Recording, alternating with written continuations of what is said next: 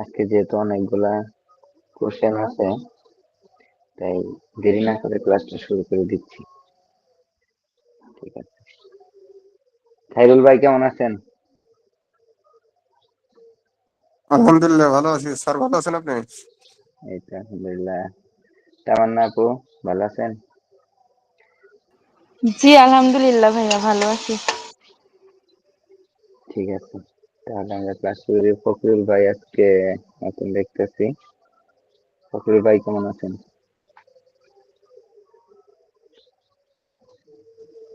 আচ্ছা। আমার ঠান্ডা একটু সমস্যা আছে গলায়, সেজন্য আগে ক্ষমা চেয়ে নিচ্ছি। মাঝে মধ্যে গলায় একটু খুসখুস করছে আর কি, ঠান্ডায় সমস্যা করতেছে। আচ্ছা, আমরা ক্লাস শুরু করে দিই। গত ক্লাসে আমরা লাস্ট কোশ্চেন করেছিলাম মাছি কিভাবে রোগ ছড়ায়। তারপরে প্রশ্নতে আমরা চলে যাচ্ছি হামের লক্ষণ বা হামের হাম কি আসলে। ঠিক আছে, হাম এটা কি রোগ কেউ কি বলতে পারবেন? তামান্না অথবা খাইরুল ভাই বলেন, হামটা এটা কি রোগ?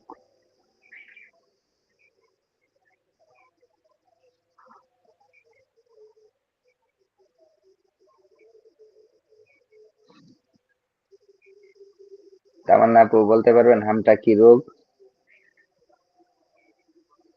কি জি জাতীয় রোগ? না ভাইয়া ঘামটা আসলে কোনো রোগ না, এটা হচ্ছে শরীরের অদ্রবণীয় বা অপাচ্য দ্রব্য যেটা মল মূত্র বা ঘামের মাধ্যমে দেহের বাইরে আসে। ঘাম না, হাম হাম, ওই যে আমরা হাম বলি না, হাম হাম ও যে আচ্ছা ভাই আমি বুঝতে পারিনি। আচ্ছা আচ্ছা, সমস্যা নাই, বলেন এখন।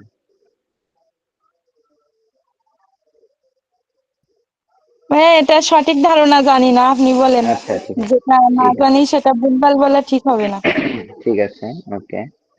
আচ্ছা, হাম একটি অত্যন্ত সংক্রামক ভাইরাস জনিত রোগ। এটা ভাইরাস দ্বারাই সৃষ্টি হয়। ঠিক আছে, এটা ভাইরাসের মাধ্যমে শরীরে সংক্রামক বৃদ্ধি, মানে আগে মহামারীর মতো ছিল, এখন আর নেই, যেহেতু টিকা আছে, টিকার মাধ্যমে দেখা যায় যে এটা এখন প্রতিরোধ করছে আর কি। এটি প্রধানত বেশিরভাগ শিশুদের ক্ষেত্রে দেখা যায়। রোগের উক্তিকাল হচ্ছে 10 থেকে 14 দিন। চিকিৎসা না করলে গুরুতর জটিলতা সৃষ্টি হতে পারে। আর এর প্রধান যে লক্ষণগুলো আছে এগুলো আমি বলছি। ঠিক আছে, হঠাৎ করে জ্বর আসতে পারে, 103 থেকে 5 ডিগ্রি ফারেনহাইট দেখা দিতে পারে। জ্বর ক্রমশ বৃদ্ধি পায় এবং কয়েকদিন স্থায়ী থাকে। তার সাথে থাকতে পারে তীব্র সর্দি ও শুষ্ক কাশি, যা রাতে বৃদ্ধি পাবে। চোখ লাল হয়ে যাবে, অশ্রু অশ্রু ঝরবে, চোখে পানি আসবে আর কি, পানি পড়বে।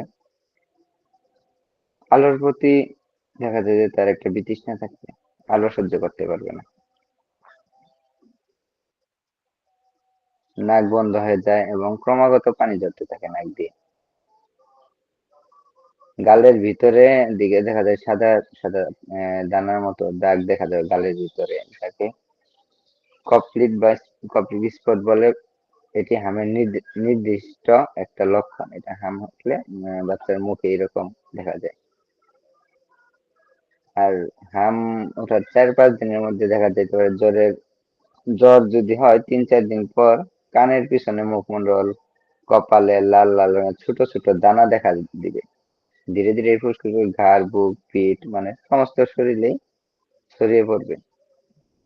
ফুসকুড়ি সমতল, লাল রঙের এবং একসঙ্গে দেখা যায়।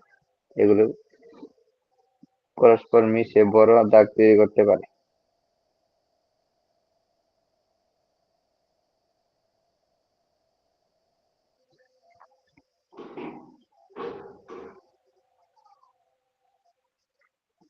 হামটা কি কারণে হয় বুঝছেন তো? এটা কিন্তু একটা ভাইরাস জনিত রোগ। এই ভাইরাসের প্রভাবে হামটা হয়।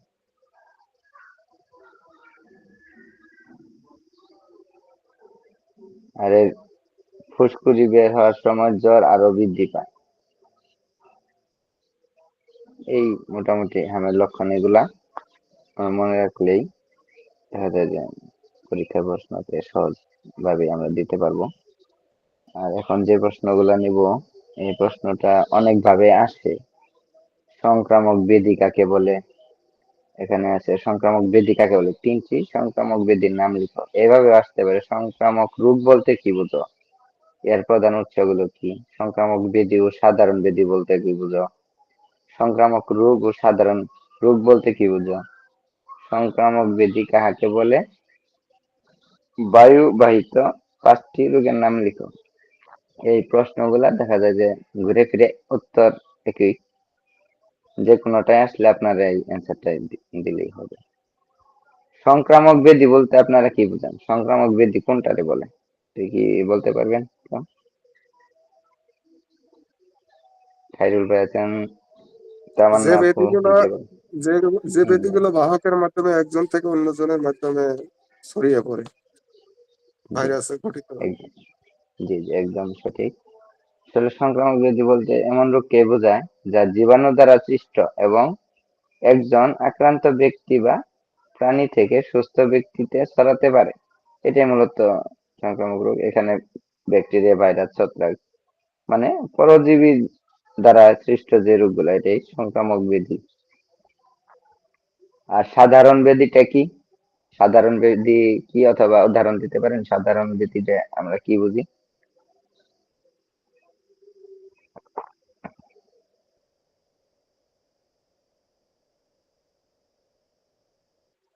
তামান্না আপু বলেন, সাধারণ ব্যাধি কি?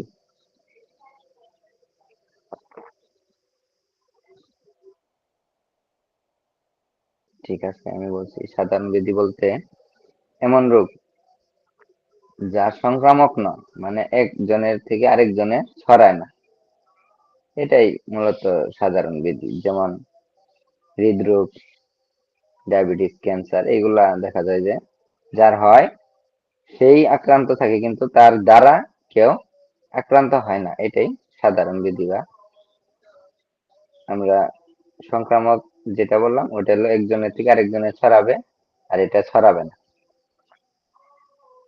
যার রোগ সেই বহন করবে, এটাই সাধারণ ব্যাধি। সংক্রামক রোগের প্রধান উৎসগুলো কেউ বলতে পারেন? কিভাবে ছড়ায়, আক্রান্ত ব্যক্তি থেকে কিভাবে ছড়াইতে পারে, উৎসগুলো কি? স্পর্শে ছড়াতে পারে, বাতাসের মাধ্যমে ছড়াতে পারে। ঠিক আছে, রোগীর হাঁচি থেকে ছড়াবে। হাঁচি থেকে জীবাণুগুলো বাতাসের মাধ্যমে বাহিত হয়ে দেখা যায় যে আরেকজনের হবে। কাশি, মলমূত্র, রক্ত, বিভিন্ন পানি, দেখা যায় যে যেটা প্রবাহমান পানি, এক অঞ্চলের পানি আরেক অঞ্চলে গেল, এখানে রোগাক্রান্ত ব্যক্তির কোনো কিছু ধৌত করা হইলো, ওইটা যদি পানি প্রবাহিত ভাবে যায়, ওই পানি কেউ স্পর্শ আসলেও সেভাবে ছড়াবে। মশা আছে, মাছি আছে, তেলাপোকা, ইঁদুর প্রভৃতি, এরাও বহন করে। এরাও দেখা যায় যে এই সংক্রামক ব্যক্তির হাঁচি, কাশি অথবা মলমূত্র থেকেও এরা জীবাণু বহন করে নিয়ে যে ছড়াতে পারে, বাতাসের মাধ্যমে ছড়াবে।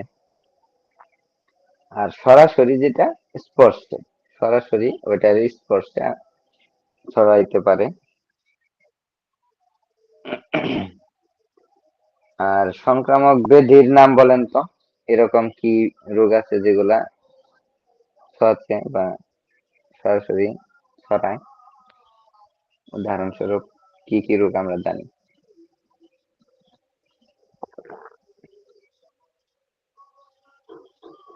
যক্ষা, হাম, বসন্ত, কোভিড-19। হ্যাঁ, ধন্যবাদ।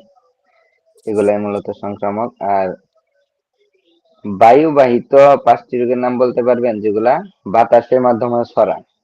সব রোগ সংক্রামক হইতে পারে, কিন্তু বাতাসের মাধ্যমে কিন্তু সব রোগ ছড়াবে না, এরকম বায়ু দ্বারা ছড়ায়, এগুলা রোগের নাম বলতে পারবেন?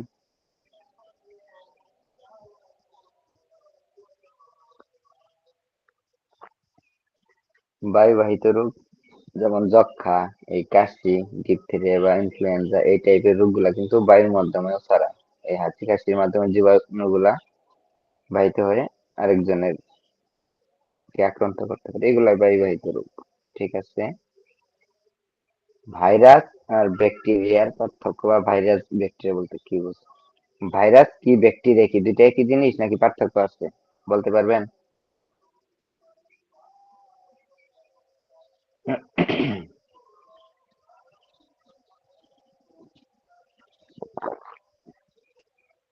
আচ্ছা, ভাইরাস অত্যন্ত ক্ষুদ্র এবং সাধারণ অণুবীক্ষণ যন্ত্রে দেখা যায়। ইলেকট্রন মাইক্রোস্কোপ প্রয়োজন হয় এটা দেখার জন্য।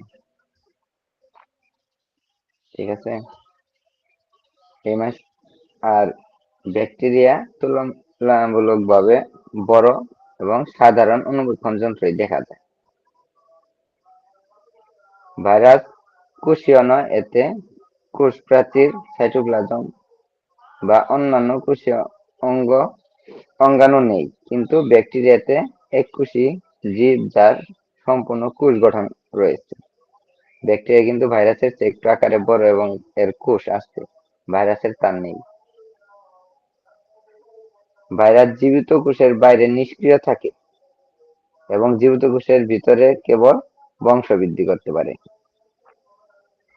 ভাইরাস যখন এই কোষের সংস্পর্শে না আসবে তখনও সে জীবিত থাকবে, কিন্তু বংশ বিস্তার করতে যখন কোষের সংস্পর্শে আসবে তখনই একমাত্র সে বংশ ছড়াবে বা সংক্রামক হবে, মানুষগুলো আক্রান্ত হবে। আর ব্যাকটেরিয়া স্বাধীনভাবে বেঁচে থাকে এবং কৃত্রিম মাধ্যমে চাষ করা যায়। এই ব্যাকটেরিয়াটা চাষ করাও যায় কৃত্রিম ভাবে। ভাইরাস জীবিত কোষের ভিতরে প্রবেশ করে সেই কোষের উপাদান ব্যবহার করে নিজের প্রতিলিপি তৈরি করে। আর ব্যাকটেরিয়া বিভাজন পদ্ধতিতে স্বাধীনভাবে বংশবৃদ্ধি করতে পারে।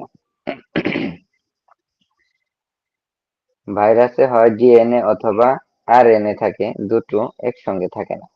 যে কোনো একটা থাকবে ভাইরাসে, হয় ডিএনএ থাকবে না আরএনএ থাকবে, দুটো একসঙ্গে থাকবে না। আর ব্যাকটেরিয়াতে ডিএনএ ও আরএনএ উভয়ই থাকে, বিদ্যমান থাকবে দুইটাই। ভাইরাস জনিত রোগ অ্যান্টিবায়োটিক কাজ করে না, অ্যান্টিভাইরাল ওষুধ প্রয়োজন হয়। ব্যাকটেরিয়া জনিত রোগে অ্যান্টিবায়োটিক কার্যকর হয় আর কি। ভাইরাস সাধারণত ক্ষতিকর, তবে টিকা তৈরিতে ব্যবহৃত হয়। অনেক ব্যাকটেরিয়া উপকারী, যেমন দই তৈরি, হজমে সহায়তা, নাইট্রোজেন সংবন্ধন প্রভৃতি কাজ করে। এই ব্যাকটেরিয়াটা এই ক্ষেত্রে বের হয়। দই তৈরিতে কিন্তু ব্যাকটেরিয়া আছে, দই ব্যাকটেরিয়া থাকে, এই তৈরিতেই ব্যাকটেরিয়ার ব্যবহার আছে। ভাইরাস জনিত রোগ হাম, ইনফ্লুয়েঞ্জা, পোলিও, জলবসন্ত এইডস ইত্যাদি। আর ব্যাকটেরিয়া জনিত রোগ হলো কলেরা, টাইফয়েড, যক্ষ্মা, নিউমোনিয়া, ডিপথিরিয়া। ব্যাকটেরিয়া আর ভাইরাস জনিত রোগ কিন্তু আলাদা। হাম এই হাম, পোলিও, জলবসন্ত এগুলা ভাইরাস, আর ব্যাকটেরিয়া জনিত হলো টাইফয়েড, নিউমোনিয়া, ডিপথিরিয়া এগুলো। পানিবাহিত 5টি রোগের নাম। পানিবাহিত রোগগুলা কি কি বলেন কেউ? পানিতে যে রোগগুলা, ম্যালেরিয়া, ডায়রিয়া, হ্যাঁ, কলেরা আছে, টাইফয়েড কলেরা, আছে, আমাশয়, টাইফয়েড, জন্ডিস। আমাশয়। জি, কলেরা রোগটা জীবাণু কোনটা থেকে তৈরি হয়? ভিব্রিও কলেরি নামক ব্যাকটেরিয়া দ্বারা সৃষ্ট এই রোগ। তীব্র পাতলা পায়খানা বা বমি হয় এই ব্যাকটেরিয়ার কারণে।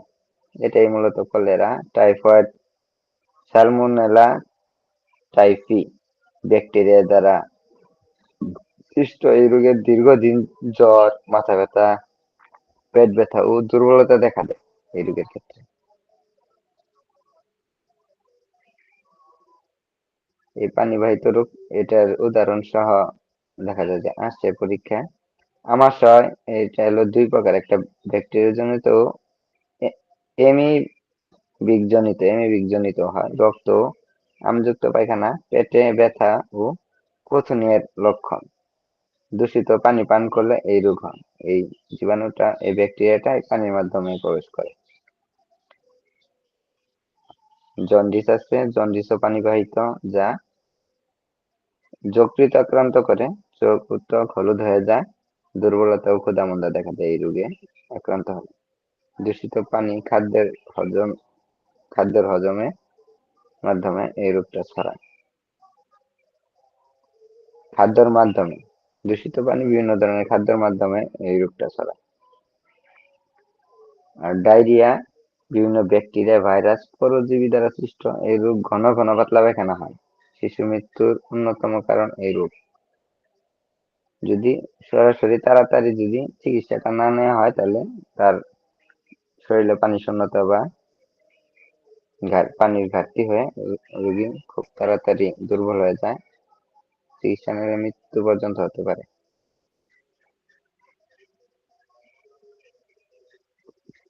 স্বাস্থ্যবিজ্ঞান, হোমিওপ্যাথিতে এর গুরুত্ব কি? স্বাস্থ্যবিজ্ঞান বলতে কি বোঝো? এই প্রশ্নটা আমরা প্রথম দিন আলোচনা করেছি, এটা এখানে রিপিটেশন হয়েছে আর কি, সেম। স্বাস্থ্যবিজ্ঞান একটা প্রযুক্তি এমন একটি শাখা যা মানুষের স্বাস্থ্য, রোগ, পুষ্টি, পরিবেশ ও জীবনযাত্রার মান নিয়ে বিস্তারিত গবেষণা এবং সেই গবেষণার লব্ধ জ্ঞান মানুষের দৈনন্দিন জীবনের প্রয়োগের মাধ্যমে তাদের শারীরিক, মানসিক ও সামাজিক সুস্থতা নিশ্চিত করে। এটাই মূলত স্বাস্থ্যবিজ্ঞান। এখানে হোমিওপ্যাথিতে স্বাস্থ্যবিজ্ঞানের গুরুত্ব হলো প্রচুর, বা এটা ছাড়া হোমিওপ্যাথি কিন্তু চিন্তা করা যাবে না। জর্জ বিতুলকাস লেভেল অফ হেলথ, এই স্বাস্থ্যের উপরেই উনি আমাদেরকে উপহার দিয়ে গেছেন।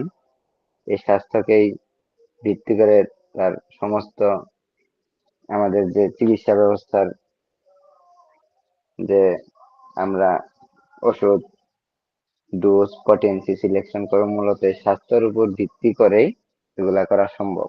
সে এটা বইয়ের মধ্যে পুরোপুরি একদম প্রমাণ সহ সাইন্টিফিকলি ব্যাখ্যা দিয়ে গেছে। কিভাবে ভাইটাল ফোর্স কাজ করে, কোন লেভেলের কি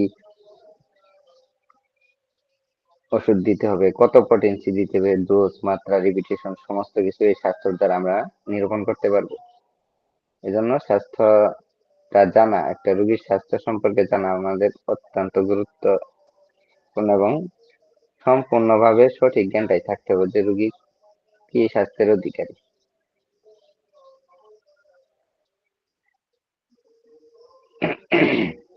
আর হোমিওপ্যাথি কিন্তু শুধুমাত্র একটা জিনিস বিবেচনা করলেই হবে না, এটা হোলিস্টিক অ্যাপ্রোচ অ্যাপ্লাই করতে হবে।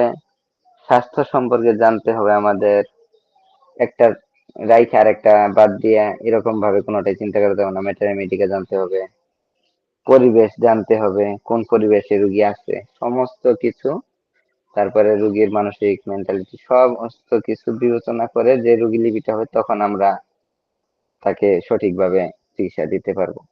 একটা রেখে অন্যটা করা যাবে না, সমস্ত কিছু বিবেচনা করতে হবে একটা রুগীকে সুস্থ করার জন্য। হলিস্টিক অ্যাপ্রোচে চিকিৎসা দিতে হবে।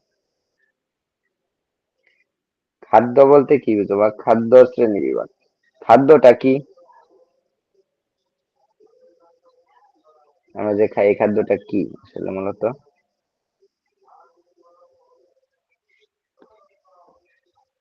আচ্ছা, খাদ্য বলতে এমন সকল পদার্থকে বোঝায় যা গ্রহণ করলে দেহের বৃদ্ধি, ক্ষয়পূরণ, শক্তি উৎপাদন, রোগ প্রতিরোধ এবং বিভিন্ন শরীরবৃত্তীয় কাজ সম্পন্ন হয়।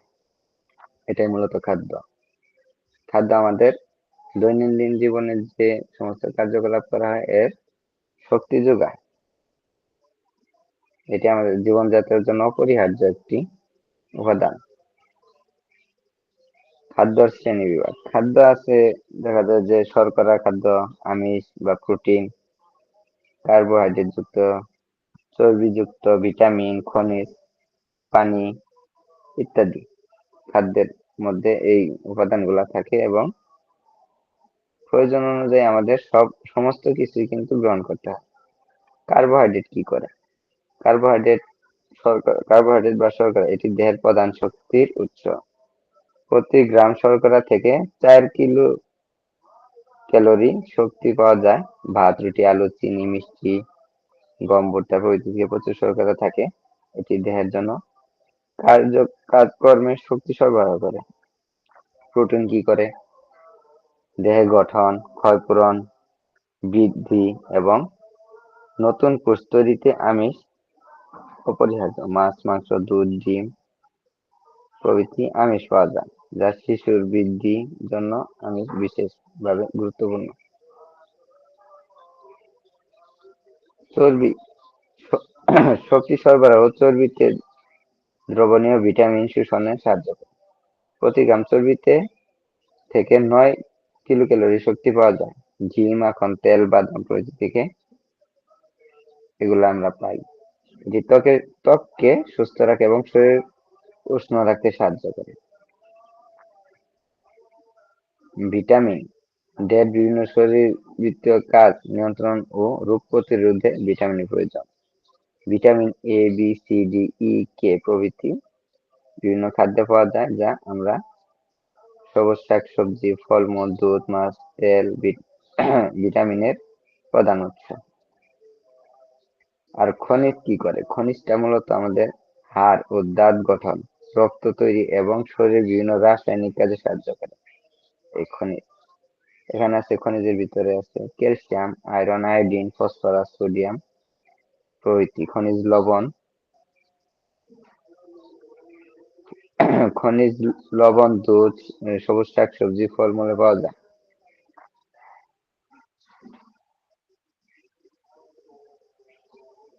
আমিষ জাতীয় খাদ্যের প্রয়োজনীয় তালিকা। আমিষ জাতীয় খাদ্য আসলে আমাদের দেহে খুবই গুরুত্বপূর্ণ, যা থেকে আমরা প্রোটিন, মানব দেহের জন্য অত্যন্ত গুরুত্বপূর্ণ উপাদান। এটি দেহের প্রতিটি কোষ, টিস্যু এবং অঙ্গের মূল গঠনের কাজে খুব গুরুত্বপূর্ণ ভূমিকা রাখে। প্রাণীজ উৎস থেকে যেগুলা পাই আমরা আমিষ, মাছ, মাংস, ডিম, দুধ এবং উদ্ভিজ উৎস থেকে ডাল, বাদাম, সয়াবিন প্রভৃতি প্রচুর আমিষ পাওয়া যায়। আমিষ দেহের মাংসপেশি, হাড়, ত্বক, চুল, নখ প্রভৃতি গঠনের প্রধান ভূমিকা পালন করে। শিশুদের সুষম বৃদ্ধি ও বিকাশের জন্য পর্যাপ্ত আমিষ অত্যন্ত জরুরি। গর্ভবতী ও স্তন্যদায়ী মায়েদের জন্য আমিষ বিশেষ প্রয়োজন। এটি আমাদের দেহের দৈনন্দিন কাজকর্মের জন্য যে কোষ, টিস্যু ক্ষয় হয়, এই ক্ষয়গুলা দেহকে সুস্থ ও সবল রাখার জন্য প্রয়োজন। এনজাইম ও হরমোন তৈরি। দেহের বিভিন্ন রাসায়নিক বিক্রিয়া নিয়ন্ত্রণে এনজাইম ও হরমোন প্রয়োজন, যা আমিষ থেকেই তৈরি হয়। ইনসুলিন, থাইরক্সিন প্রভৃতি হরমোন আমিষ দিয়েই গঠিত। আমিষ থেকে অ্যান্টিবডি তৈরি হয়, যা রোগ জীবাণুর বিরুদ্ধে লড়াই করে। পর্যাপ্ত আমিষ গ্রহণে রোগ প্রতিরোধ ক্ষমতা শক্তিশালী হয় এবং সংক্রমণের ঝুঁকি কমে যায়। রক্তের হিমোগ্লোবিন আমিষ জাতীয় পদার্থ, যা অক্সিজেন পরিবহন করে। আমিষের অভাবে রক্ত স্বল্পতা বা এনিমিয়া হতে পারে। শিশুদের মস্তিষ্কের বিকাশ আমিষ গুরুত্বপূর্ণ ভূমিকা রাখে। বুদ্ধি ও স্মৃতিশক্তি বৃদ্ধিতে সাহায্য করে। এজন্য আমিষটা আমাদের দেহে খুবই গুরুত্বপূর্ণ। বিশুদ্ধ পানি বলতে কি বুঝো? শহরের বিশুদ্ধ পানি সরবরাহের বর্ণনা। বিশুদ্ধ পানিটা কি? যে কেউ বলেন, বিশুদ্ধ পানি বলতে আমরা কি বুঝি? Short question.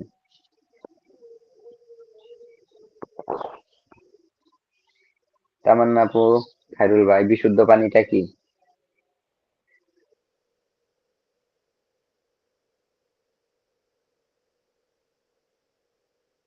আচ্ছা, যে পানিতে কোনো ধরনের রোগ সৃষ্টিকারী জীবাণু, ব্যাকটেরিয়া, ভাইরাস, মানুষের শরীরের জন্য ক্ষতিকর ভারী ধাতু, যা রাসায়নিক পদার্থ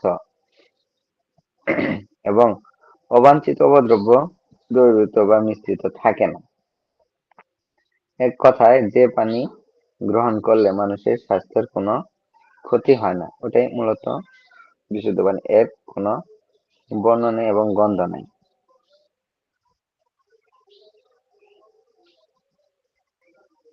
শহরে বিশুদ্ধ পানি সরবরাহের ব্যবস্থা। যে উপায়ে সরবরাহ করা যেতে পারে পানির উৎস নির্বাচন করতে হবে। এক্ষেত্রে শহরে বিশুদ্ধ পানির প্রধান উৎস হলো নদী, লেক বা ভূগর্ভস্থ পানি, নলকূপ। এমন উৎস নির্বাচিত করে সেখান থেকে পানি সরবরাহ করা যেতে পারে। পানি সংগ্রহের জন্য বড় পাম্পের মাধ্যমে পানি সংগ্রহ করে বিশুদ্ধকরণ করে সেটা সাপ্লাই করা যাবে। পরিষ্কার বা ছাঁকন, বালি ও নুড়ি ফিল্টারের মাধ্যমে পানি ছেঁকে ভাসমান ময়লা, কাদা, শ্যাওলা প্রভৃতি দূর করে পানি স্বচ্ছ করে এটা ব্যবহারযোগ্য করে ব্যবহার করা যাবে। রাসায়নিকভাবে বিশুদ্ধকরণ, ক্লোরিন বা ব্লিচিং পাউডার মিশিয়ে পানিতে থাকা জীবাণু ধ্বংস করা হয়। এই প্রক্রিয়াকে ক্লোরিনেশন বলে। এছাড়া ফিটকিরি যোগ করে ভাসমান কণা তলানি হিসেবে করে যায়। এইভাবেও পানি বিশুদ্ধ করা যায়।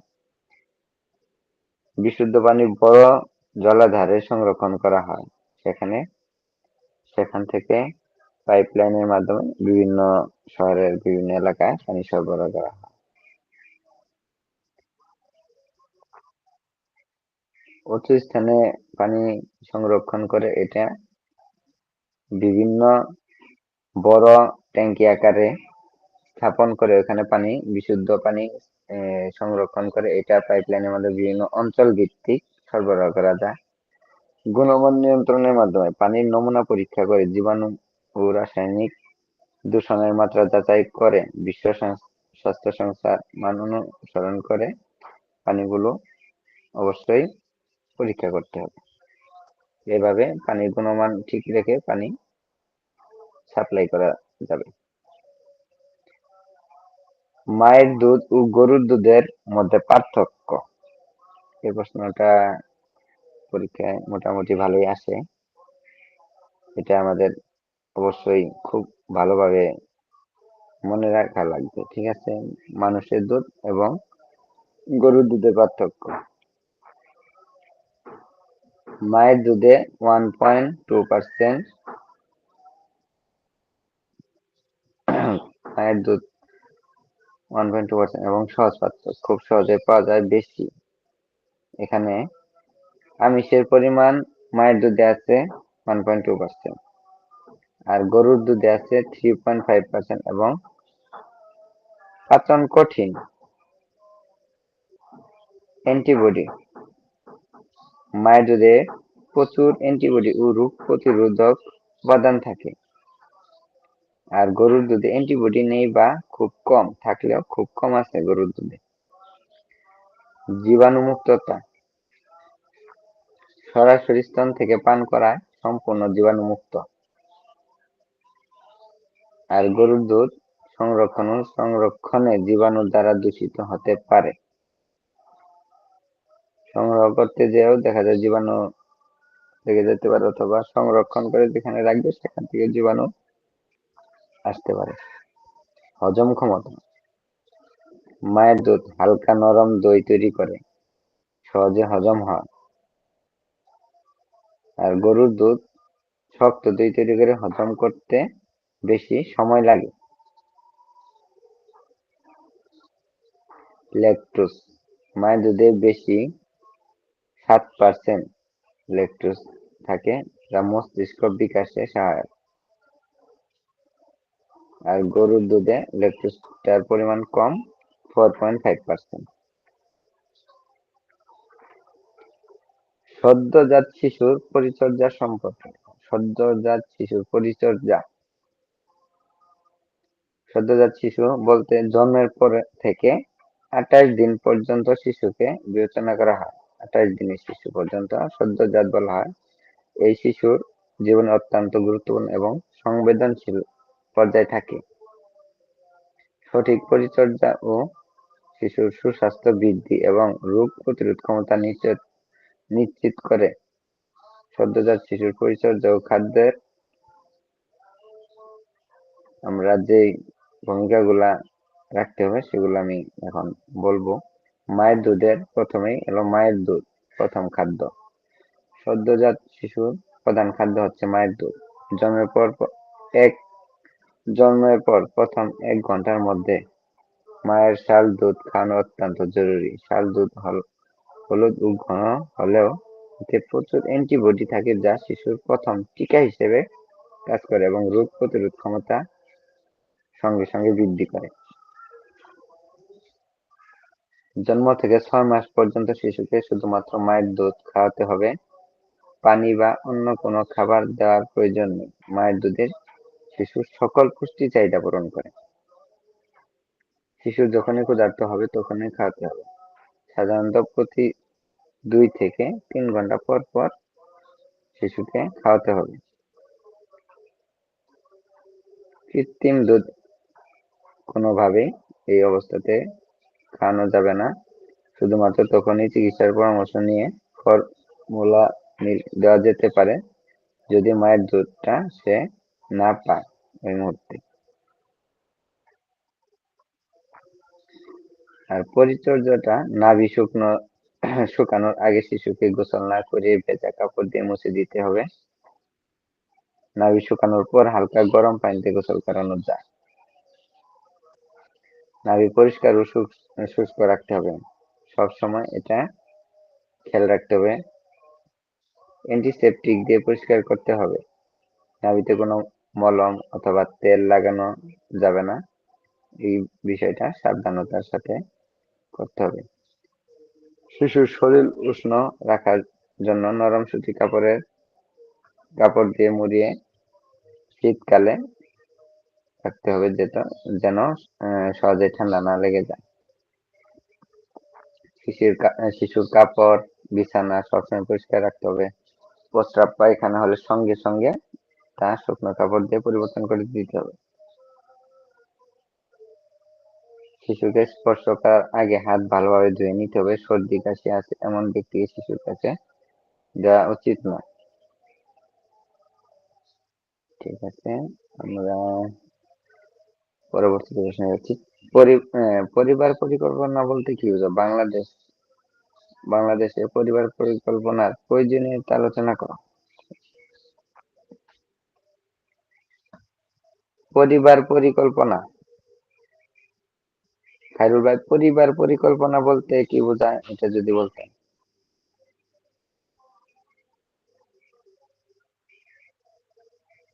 এটা পরিকল্পিতভাবে সন্তান উৎপাদন বা সন্তান না নেওয়ার ব্যাপারে যে পদ্ধতিগুলো গ্রহণ করা হয় আর কি। জি, ঠিক আছে। আচ্ছা, পরিবার পরিকল্পনা হলো একটি স্বেচ্ছামূলক স্বেচ্ছা যার মাধ্যমে কোনো দম্পতি সচেতনভাবে সিদ্ধান্ত নেয় তারা কখন কতজন সন্তান নেবেন এবং সন্তানের জন্মের মাঝে কতটুকু বিরতি রাখবেন। এটি মূলত পরিবার পরিকল্পনা। এটি কেবল জনসংখ্যা নিয়ন্ত্রণের একটি ব্যবস্থা নয়, বরং শিশু, মা এবং সমগ্র পরিবারের শারীরিক, মানসিক ও অর্থনৈতিক সুস্বাস্থ্য নিশ্চিত করার একটি গুরুত্বপূর্ণ উপায়। বাংলাদেশে পরিবার পরিকল্পনার প্রয়োজনীয়তা খুবই গুরুত্বপূর্ণ কারণ এই দেশের জনসংখ্যা অনেক বেশি। বাংলাদেশ বিশ্বের অন্যতম ঘনবসতি দেশ। সীমিত ভূমিতে দ্রুত জনসংখ্যা বৃদ্ধি, খাদ্য, বাসস্থান, শিক্ষা, চিকিৎসা প্রভৃতি সম্পদের উপর চাপ সৃষ্টি করে। এজন্য পরিবার পরিকল্পনার মাধ্যমে জন্ম হার কমিয়ে জনসংখ্যা নিয়ন্ত্রণ করা সম্ভব, যা বাংলাদেশের জন্য খুবই গুরুত্বপূর্ণ। ঘন ঘন গর্ভধারণ ও প্রসবে মায়ের শরীর মারাত্মক ক্ষতি করে। রক্ত স্বল্পতা, দুর্বলতা এবং মাতৃমৃত্যুর ঝুঁকি বৃদ্ধি পায়। 2 সন্তানের মধ্যে কমপক্ষে 3 বছর ব্যবধান রাখলে মায়ের স্বাস্থ্য ভালো থাকে এবং পরবর্তী গর্ভধারণ নিরাপদ হয়। সীমিত সংখ্যক সন্তান থাকলে প্রতিটি শিশু পর্যাপ্ত পুষ্টি, যত্ন, টিকা ও বিভিন্ন চিকিৎসা পড়ালেখার ক্ষেত্রে এর দেখা যায় যে অনেকটাই ভালো হয়। এতে শিশু সঠিক চিকিৎসা, সঠিকভাবে পড়ালেখার পরিবেশটা পায়। ছোট পরিবারের আয় ও ব্যয়ের ভারসাম্য রাখা সহজ। বাবা মা সন্তানের উন্নত চিকিৎসা, শিক্ষা, পুষ্টিকর খাদ্য ও ভালো জীবনযাত্রার ব্যবস্থা করতে পারেন। পরিবার পরিকল্পনা নারীকে বারবার গর্ভধারণ থেকে মুক্তি দিয়ে শিক্ষা, কর্মসংস্থান ও সামাজিক কাজে অংশগ্রহণের সুযোগ দেয়। এতে পরিবার ও সমাজের নারীর মর্যাদা বৃদ্ধি পায়। জনসংখ্যা নিয়ন্ত্রণে থাকলে রাষ্ট্রের সীমিত সম্পদ শিক্ষা ব্যবস্থা অবকাঠামো উন্নয়নে বিনিয়োগ করা সম্ভব হয়। মাথাপিছু আয় বৃদ্ধি পায় এবং জীবনযাত্রার মান উন্নত হয়। অতিরিক্ত জনসংখ্যা বন উজাড়, ভূমি ও পানি দূষণ, প্রাকৃতিক সম্পদ হ্রাস করে, কিন্তু পরিবার পরিকল্পনার মাধ্যমে ভারসাম্য রক্ষা করা যায় যদি সঠিকভাবে পরিবার পরিকল্পনাটা গঠন করা যায়। জনসংখ্যা নিয়ন্ত্রণ থাকলে বেকারত্ব কমে এবং সবার কর্মসংস্থানের সুযোগ হয়। যদি পরিবার পরিকল্পনাটা নিয়ন্ত্রণ করা যায় তাহলে আমরা এই উপকারগুলো পাবো। জন্ম নিয়ন্ত্রণ পদ্ধতি। জন্ম নিয়ন্ত্রণ পদ্ধতি বলতে দম্পতির ইচ্ছা অনুযায়ী গর্ভধারণ, রোধ বা বিলম্বিত করার বিভিন্ন বৈজ্ঞানিক উপায়কে বোঝায়। এর বিভিন্ন পদ্ধতি রয়েছে। 1 নাম্বার, ওরাল কন্ট্রাসেপটিভ পিল। মহিলাদের জন্য হরমোন যুক্ত বড়ি যা প্রতিদিন নিয়মিত খেতে হয়। এটি ডিম্বাণু নিঃসরণ বন্ধ করে, গর্ভধারণ প্রতিরোধ করে। আরেকটা আছে ইনজেকশন। 3 মাস পর পর একবার ইনজেকশন নিতে হয়। এটি সুবিধাজনক এবং কার্যকর পদ্ধতি। আর পুরুষদের জন্য আছে কন্ডম। এটি সহবাসের সময় ব্যবহার করা হয়। এটি যৌন রোগ প্রতিরোধেও সাহায্য করে। আরেকটা আছে কপার টি। জড়িত স্থাপন করা হয়। এটি ছোট যন্ত্র যা 3 থেকে 10 বছর পর্যন্ত কার্যকর থাকে। চিকিৎসক দ্বারা স্থাপন ও অপসারণ করতে হয়। Safe period method. মাসিক চক্রের নিরাপদ সময় নির্ধারণ করে সহবাস করা। তবে এই পদ্ধতি কিছুটা কম কার্যকর।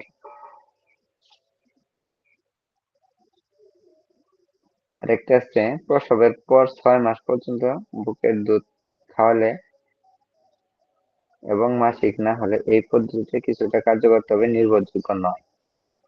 এই পদ্ধতিটা মোটামুটি দেখা যায় যে 6 মাস পর্যন্ত বুকের দুধ খাওয়ালে তখন মাসিক টক থাকে, তখন এটা কাজ করে। সবসময় এরকম নাও হইতে পারে, গর্ভধারণ হয়ে যাইতে পারে, তবে এটা কম নির্ভরযোগ্য পদ্ধতি। আরেকটা ইমার্জেন্সি কন্ট্রাসেপটিভ পিল। অধিকৃত সহবাসের 72 ঘন্টার মধ্যে জরুরি ভিত্তিতে খাওয়া হয়। এটি নিয়মিত ব্যবহারযোগ্য না। এর পার্শ্ব প্রতিক্রিয়া আছে, এই জন্য এটি নিয়মিত ব্যবহার করা নিষেধ। আর স্থায়ী পদ্ধতির মধ্যে পুরুষদের একটা পদ্ধতি আছে ভেসেকটমি। পুরুষের শুক্রনালী কেটে বেঁধে দেওয়া হয়। এটি একটি ছোট অপারেশন এবং স্থায়ী পদ্ধতি। আর মহিলাদের জন্য আছে টিউবেক্টমি। মহিলাদের ডিম্বনালী কেটে বেঁধে দেওয়া হয়। এটিও স্থায়ী পদ্ধতি, অপারেশনের মাধ্যমে করা হয়।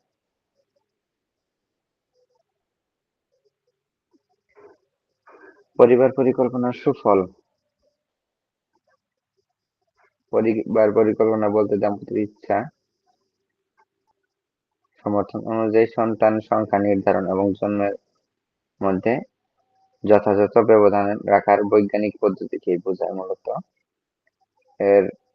এটি যদি নিয়ন্ত্রণ করা যায়, যে সুবিধাগুলো আমরা পাবো। বাংলাদেশের যে ঘনবসতিপূর্ণ দেশ, এখানে যদি জন্ম নিয়ন্ত্রণ করা যায়, জনসংখ্যা কমানো যায়, সেক্ষেত্রে আমরা চিকিৎসা ব্যবস্থা, খাদ্যের ঘাটতি এগুলা পূরণ করতে পারবো। বেকারত্ব দূর হবে। মায়েদের স্বাস্থ্য ভালো থাকবে। ঘন ঘন গর্ভধারণ ও প্রসবের মাধ্যমে মৃত্যুর হার বেড়ে যায়, এই ক্ষেত্রে এটাও রোধ হবে। শিশু স্বাস্থ্য উন্নত হবে, শিশুর পুষ্টি ঠিক পাবে, টিকা, চিকিৎসা, শিক্ষা সমস্ত কিছু জনসংখ্যা নিয়ন্ত্রণে থাকলে এগুলো সঠিকভাবে সমানভাবে সবাই গ্রহণ করতে পারবে। আর্থিক দিক দিয়ে সমৃদ্ধ হবে। ছোট পরিবার থাকলে কম আয়ে দেখা যায় সচ্ছলভাবে চলবে, শিক্ষা সঠিকভাবে নিতে পারবে,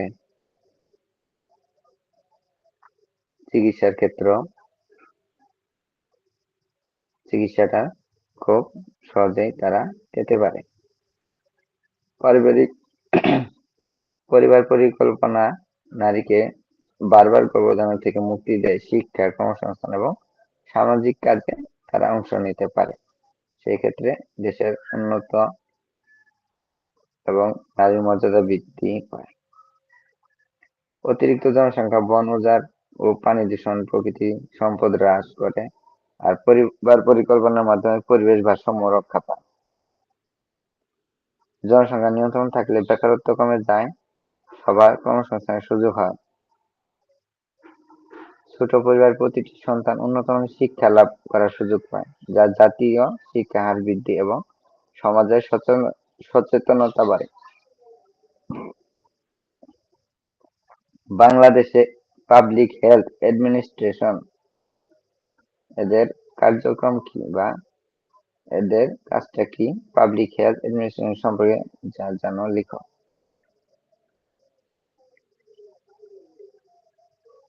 বাংলাদেশে পাবলিক হেলথ অ্যাডমিনিস্ট্রেশন বা জনস্বাস্থ্য প্রশাসন হলো দেশের জনগণের স্বাস্থ্যসেবা নিশ্চিত করার জন্য সরকারি পর্যায়ে পরিচালিত সাংগঠনিক ব্যবস্থা।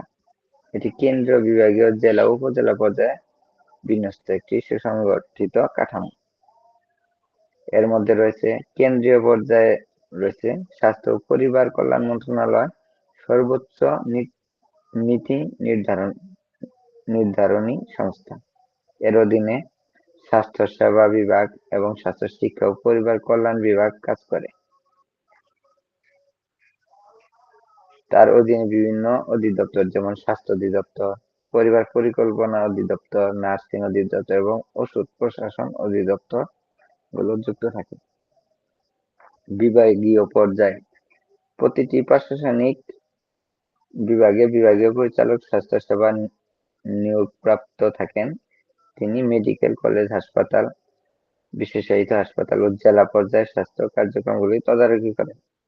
আর জেলা পর্যায়ে যেটা থাকে সিভিল সার্জন, জেলার স্বাস্থ্য প্রশাসনের প্রধান, তিনি জেলা সদর হাসপাতালের উপজেলা স্বাস্থ্য কমপ্লেক্স এবং স্বাস্থ্য কেন্দ্রগুলি তত্ত্বাবধান করেন। আর উপজেলা ও ইউনিয়ন পর্যায়ে যেগুলো আছে সেগুলো উপজেলা স্বাস্থ্য ও পরিবার পরিকল্পনা কর্মকর্তার উপজেলা পর্যায়ে দায়িত্বরত থাকেন। ইউনিয়ন পর্যায়ে স্বাস্থ্য ও পরিবার কল্যাণ কেন্দ্র এবং কমিউনিটি ক্লিনিক প্রাথমিক স্বাস্থ্য সেবা প্রদান করে। বাংলাদেশে পাবলিক হেলথ অ্যাডমিনিস্ট্রেশন রোগ প্রতিরোধ, টিকাদান, মাতৃ ও শিশু স্বাস্থ্য এবং সংক্রামক রোগ নিয়ন্ত্রণে গুরুত্বপূর্ণ ভূমিকা রাখে। পুষ্টি হিসেবে স্নেহ ও তৈল জাতীয় খাদ্যের গুরুত্ব। স্নেহ খাদ্য আর তৈল জাতীয় খাদ্যের গুরুত্বটা কি আমাদের দেহে?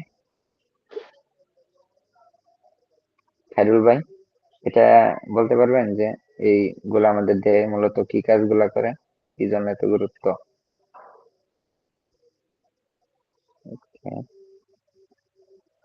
স্নেহ ও তৈল জাতীয় খাদ্য মানবদের পুষ্টিতে অত্যন্ত গুরুত্বপূর্ণ ভূমিকা পালন করে। এগুলো শক্তির প্রধান উৎস ও বিভিন্ন শরীরবৃত্তীয় কাজে অপরিহার্য। শক্তির প্রধান উৎস স্নেহ ও তৈল দেহের সবচেয়ে ঘনীভূত শক্তির উৎস। প্রতি গ্রাম চর্বিতে প্রায় 9 কিলোক্যালোরি শক্তি পাওয়া যায়, যা শর্করা ও আমিষের দ্বিগুণ। এই শক্তি দেহের দৈনন্দিন কাজকর্ম ও পরিশ্রমের জন্য অপরিহার্য। চর্বিতে থাকে দ্রবণীয়ভাবে ভিটামিন এ, ডি, ই এবং কে। স্নেহ জাতীয় খাদ্য ছাড়া এই ভিটামিনগুলি দেহে শোষিত হতে পারে না। এই ভিটামিনগুলি দৃষ্টিশক্তি, হাড় গঠন, ত্বকের সুরক্ষা এবং রক্ত জমাট বাঁধার জন্য প্রয়োজন। চর্বি কোষ ঝিল্লি গঠনের প্রধান উপাদান হিসেবে কাজ করে, যা কোষের স্বাভাবিক কাজকর্ম বজায় রাখে। ত্বকের নিচে জমা চর্বি দেহের তাপ সংরক্ষণ ও শীতকালে শরীর উষ্ণ রাখে। এই চর্বিটা দেহের ত্বকের নিচে যে তাপ সরবরাহ হয়, এটা মূলত এই চর্বি দ্বারাই হয়।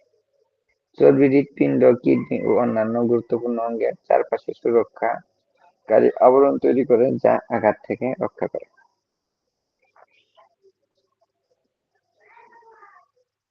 ডিপথেরিয়া। ডিপথেরিয়া বলতে কি বোঝো? ডিপথেরিয়াটা কি, কে বলতে পারবো? খায়রুল ভাই, ফখরুল ভাই, তামান্না আপু, ডিপথেরিয়া কি?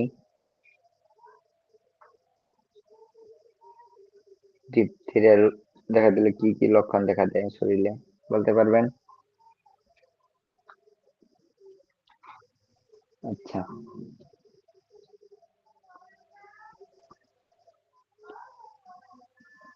ডিপথেরিয়া হলো কোরিনি ব্যাকটেরিয়াম ডিপথেরি নামক জীবাণু দ্বারা সৃষ্ট।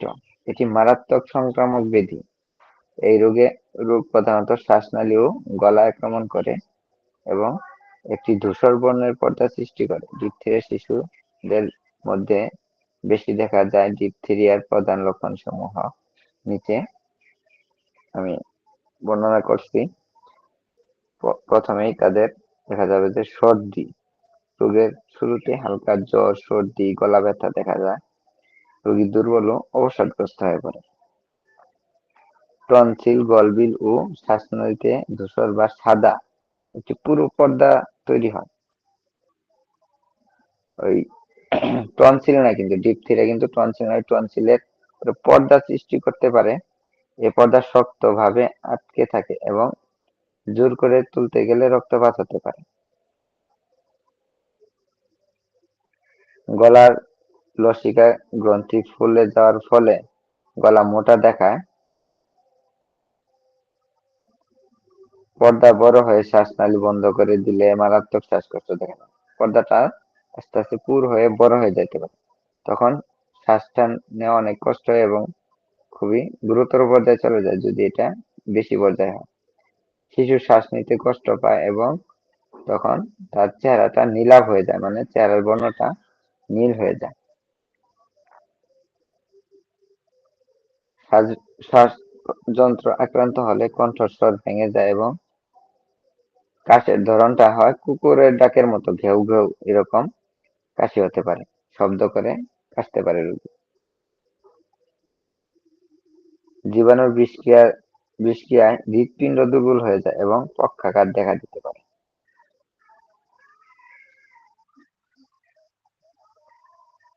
ভিটামিন ডি এর উৎস, কাজ ও অভাবজনিত রোগের নাম। ভিটামিন ডির উৎস বলতে আমরা কি বুঝি বা চিনি? ভিটামিন ডি আমরা কিসে থেকে পেতে পারি? তামান্না আপু, খায়রুল ভাই একটি আছেন, বলেন। ডিম, দুধ, তারপরে হলো আপনার হলো সূর্য কিরণ। জি, ধন্যবাদ। ভিটামিন ডি একটি চর্বিতে দ্রবণীয় ভিটামিন, যা হাড় ও দাঁত সুস্বাস্থ্য রক্ষার অপরিহার্য একটি উপাদান। এটি ক্যালসিয়াম ও ফসফরাস শোষণে সাহায্য করে এবং দেহের স্বাভাবিক বৃদ্ধি ও বিকাশে গুরুত্বপূর্ণ ভূমিকা রাখে।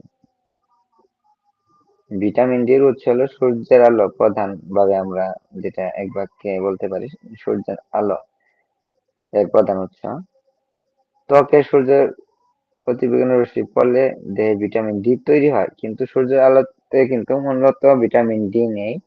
ওই রশ্মি পড়ার কারণে শরীরে ভিটামিন ডিটা তৈরি হয় খাদ্যের মাধ্যমে, মাছের তেল, বিশেষত আমরা দেখি কড লিভার অয়েল, এখানেও আমরা ভিটামিন ডি পাই। সামুদ্রিক মাছ যেমন টুনা, ইলিশ, ডিমের কুসুম, দুধ ও দুগ্ধজাত দ্রব্য থেকে আমরা ভিটামিন ডিটা পাই।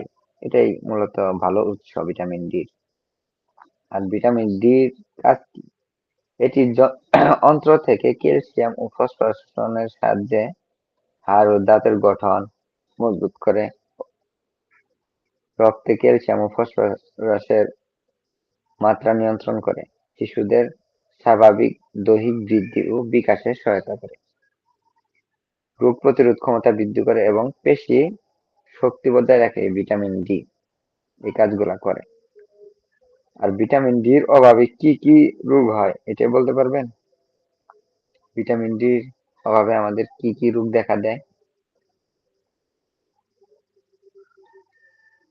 1 নাম্বার হলো রিকেটস রোগ। এতে হাড় নরম ও বাঁকা হয়ে যায়। এমন হতে পারে ধনুকের মতো বেঁকে যেতে পারে। বুকের হাড় বিকৃত হয়, দাঁত উঠতে দেরি হয়, শিশু দুর্বল হয়ে পড়ে। প্রাপ্তবয়স্কদের ক্ষেত্রে অস্টিওমেলাইসিয়া রোগ দেখা যায়। এতে হাড় নরম ও ভঙ্গুর হয়ে যায়, ব্যথা ও পেশি দুর্বলতা অনুভব করে তখন।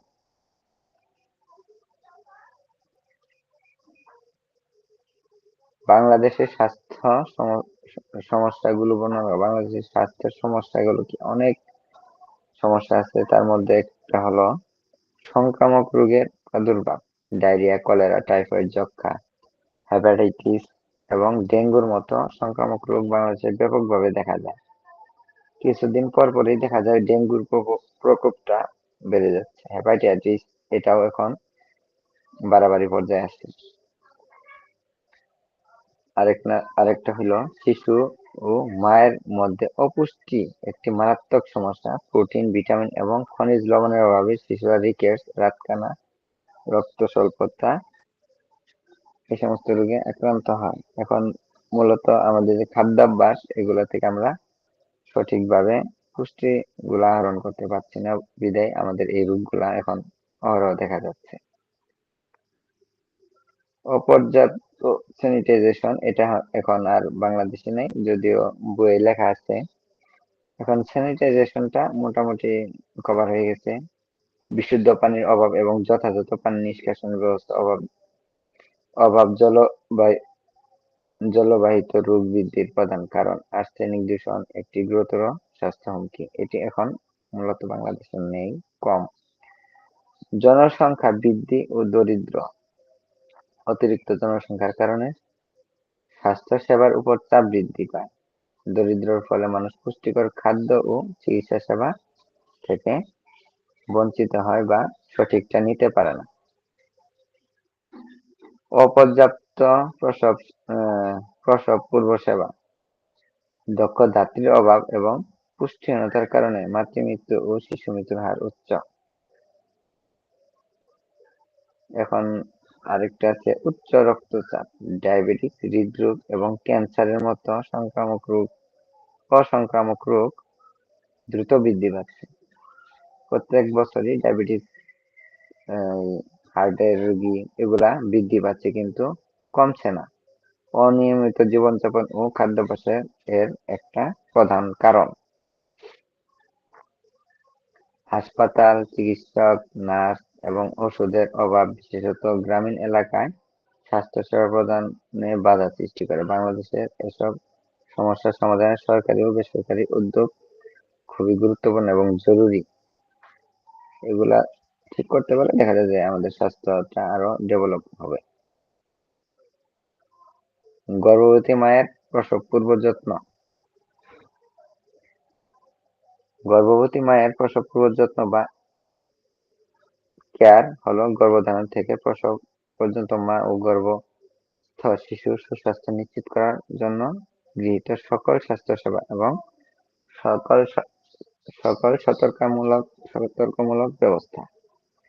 নিয়মিত স্বাস্থ্য পরীক্ষা। গর্ভধারণ নিশ্চিত হওয়ার পর প্রথম 3 মাসে একবার, চতুর্থ থেকে ষষ্ঠ মাসে একবার, সপ্তম থেকে প্রসব পর্যন্ত প্রতি 2 সপ্তাহে একবার চিকিৎসকের পরামর্শ নেওয়া উচিত। প্রতিবার ওজন, রক্তচাপ পরীক্ষা করা এবং শিশুর হৃদস্পন্দন পরীক্ষা করা খুবই গুরুত্বপূর্ণ এবং জরুরি। গর্ভবতী মায়ের স্বাভাবিকের চেয়ে বেশি পুষ্টিকর খাবার প্রয়োজন। প্রতিদিন আমিষ, শাকসবজি, ফলমূল, দুধ, ডিম, মাংস, শাক এই জাতীয় খাবার দিতে হবে। যে সমস্ত খাবারে আয়রন, ক্যালসিয়াম সমৃদ্ধ এই রক্ত রক্ত স্বল্পতা ও হাড়ের দুর্বলতা প্রতিরোধ করে এই খাবারগুলা প্রতিনিয়ত বেশি করে দিতে হবে। ধনুষ্টঙ্কার প্রতিরোধে TT1 গর্ভাবস্থার প্রথম দিকে এবং TT2 প্রথম ডোজের 4 সপ্তাহ পর দিতে হয়, যা মা ও নবজাতকের উভয়কেই রক্ষা করে। টিটেনাস টিকার মাধ্যমে ধনুষ্টঙ্কারটি প্রতিরোধ করা যায়। পর্যাপ্ত বিশ্রাম ও ঘুম। দিনে অন্তত 8 ঘন্টা ঘুম নিশ্চিত করতে হবে এবং বিশ্রাম নিতে হবে। ভারী কাজ, উঁচু জায়গা থেকে ওঠানামা, অতিরিক্ত পরিশ্রম এড়িয়ে চলতে হবে। ব্যক্তিগতভাবে তার পরিষ্কার পরিচ্ছন্নতা থাকতে হবে, নিয়মিত গোসল এগুলা খেয়াল রাখতে হবে এবং পরিচর্যা করতে হবে। বিপদ চিহ্নগুলো সম্পর্কে সচেতনতা অবলম্বন করতে হবে এবং এই সম্পর্কে সঠিক ধারণা থাকতে হবে। রক্তপাত, তীব্র মাথা ব্যথা, খিঁচুনি, প্রচন্ড পেট ব্যথা বা শিশুর নড়াচড়া কমে গেলে অবিলম্বে চিকিৎসকের পরামর্শ নিতে হবে এবং সঠিকভাবে শিশুর জন্মে গুরুত্বপূর্ণ ভূমিকা পালন করবে। এই চিহ্নগুলো যদি যে প্রসবের পূর্বে এই চিহ্নগুলি দেখা দিলে খুব তাড়াতাড়ি ডাক্তারের শরণাপন্ন হতে হবে এবং চিকিৎসা নিতে হবে। স্বাস্থ্য শিক্ষার মাধ্যম ও পদ্ধতিগুলো। স্বাস্থ্য শিক্ষার মাধ্যম কি কি মাধ্যমে আমরা স্বাস্থ্য শিক্ষাটা নিতে পারি? ব্যক্তিগত পদ্ধতি আছে। এই পদ্ধতি একজন ব্যক্তিকে সরাসরি পরামর্শ ও শিক্ষা দেওয়া। চিকিৎসক, নার্স বা সহকর্মী রোগীকে তার রোগ, চিকিৎসা ও প্রতিরোধ ব্যবস্থা সম্পর্কে ব্যক্তিগতভাবে বুঝিয়ে দেন। এই পদ্ধতি খুবই কার্যকর কারণ এতে ব্যক্তির সমস্যা অনুযায়ী শিক্ষা দেওয়া হয়।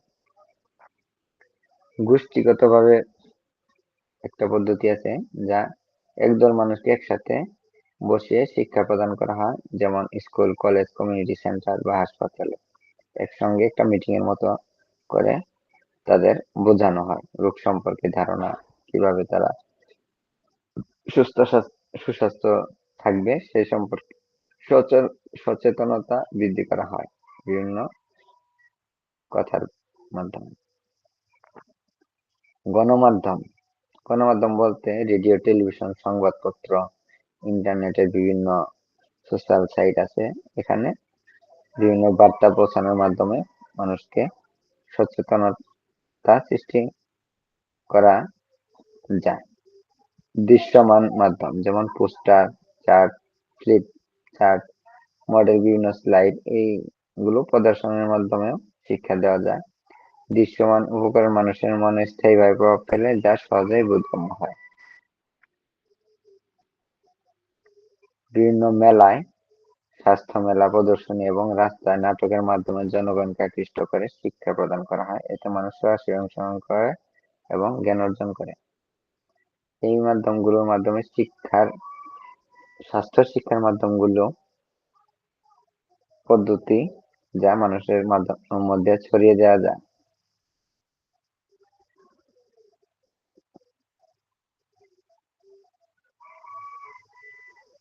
কোন ধরনের মহিলাদের জন্য IUCD আদর্শ জন্ম নিরোধক পদ্ধতি দরকার?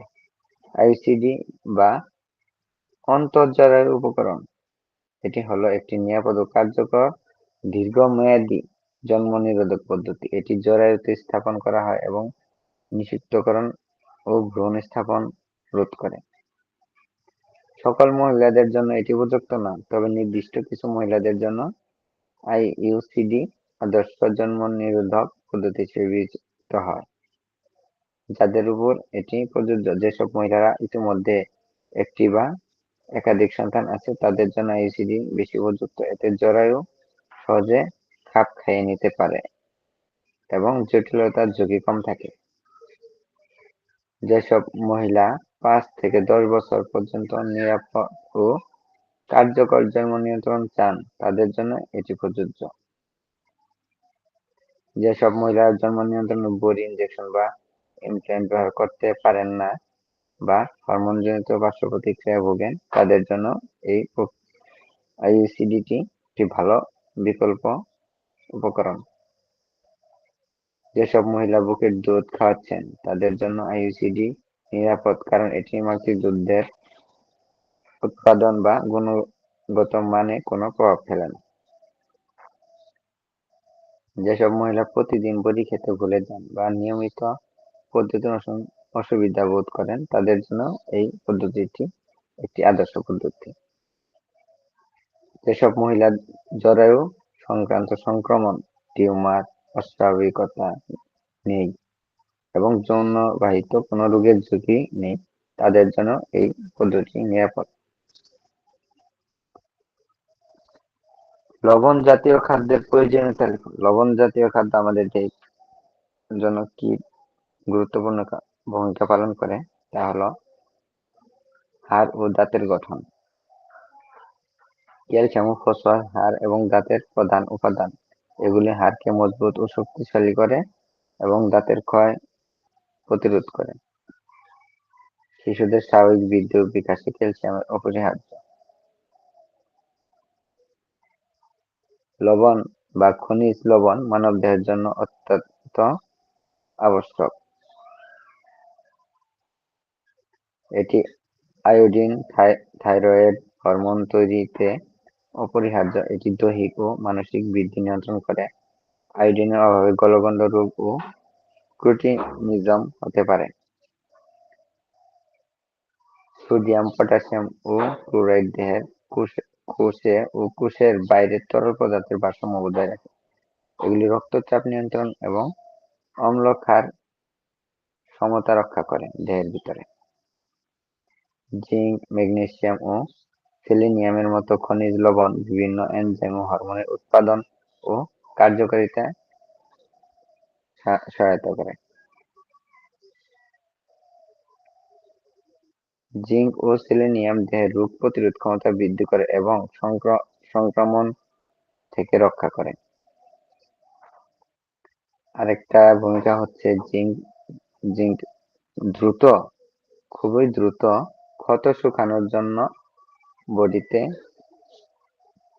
সাহায্য করে, ত্বক সুস্থ রাখতে খুবই গুরুত্বপূর্ণ ভূমিকা পালন করে।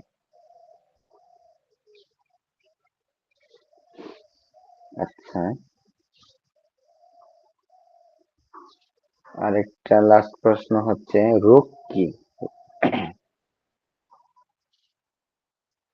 রোগটা হচ্ছে যে অদৃশ্য জীবনী শক্তির উপর প্রভাব বিস্তার করে জীবনযাত্রার স্বাভাবিক কার্যক্রম ব্যাহত করে, অর্থাৎ দৈহিক ও মানসিক বিকৃতি ঘটায়, তাই রোগ।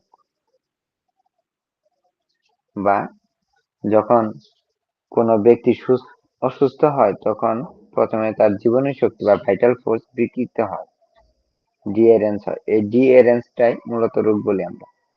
এই বিকৃত জীবনী শক্তি লক্ষণ তৈরি করেন যা আমরা রোগ হিসেবে দেখি। রোগচক্রটা কি? Disease cycle. সংক্রামক ব্যাধিগুলি এক দেহ থেকে অন্য দেহে সংক্রমিত হয়ে কতগুলো সুনির্দিষ্ট স্তর পার হয়ে পূর্ণাঙ্গ লক্ষণ সহ আত্মপ্রকাশ করে। এই স্তরগুলোকে একত্রে রোগচক্র বলে। রোগচক্র কিছু স্তর আছে যা আমাদের জানতে হবে, যেমন সুপ্ত অবস্থা, পূর্ব সূচনা রোগ উপসর্গ, চরম অবস্থা, উপশম অবস্থা, দৈহিক দুর্বলতা, সুস্বাস্থ্যবান, সুস্থ অবস্থা। সুস্থ অবস্থা এই স্তরের রোগীর দেহ সম্পূর্ণ সুস্থ ও সংক্রামক হয়, মানে রোগীটা সুস্থ, এর কোনো রোগ জীবাণু দেহে নেই। দৈহিক দুর্বলতা, রোগ সেরে যায় কিন্তু তখনও রোগী দুর্বলতার জন্য কর্মক্ষম হয় না।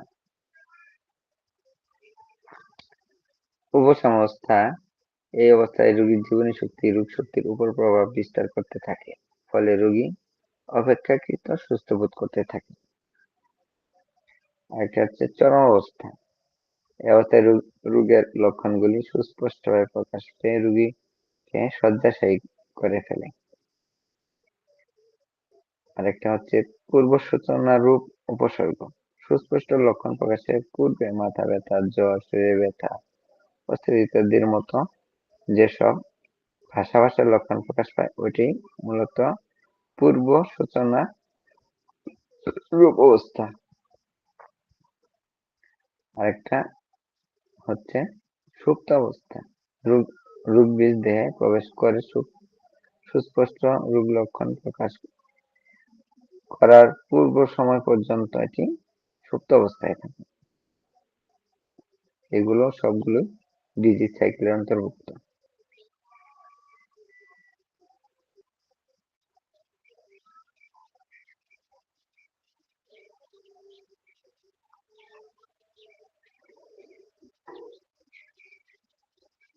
ঠিক আছে, আজকের মতো ক্লাস এখানেই শেষ।